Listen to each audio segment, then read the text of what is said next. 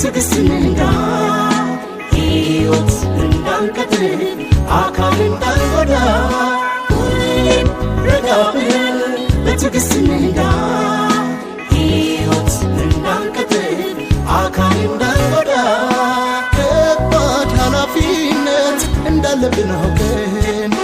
ሁልጊዜም ስንጓዝ ይህን ተጠንቅቀን መፍተንና መቅደም አይደለም ችሎታ ትዕግስትን ላብረን ሲኖረን እርገታ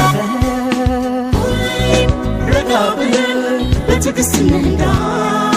ሕይወት እንዳንቀጥል አካል እንዳንጎዳ ሁሌም ረጋ ብለን በትዕግስት እንንዳ ሕይወት እንዳንቀጥል አካል እንዳንጎዳ ለእግረኛ ቅድሚያ እንስጥ በየመታጠፊያው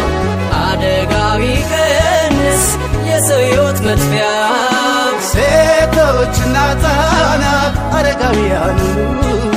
በመኪና አደጋ ከማለቅ ይዳኑ አሽከርክር ረጋ ብለን ረጋ ብለን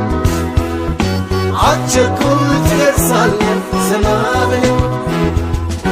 አሽከርክር ረጋ ብለን ረጋ ብለን አትቸኩል ትደርሳለህ ዘና ብለን ልጆችሽን አስብ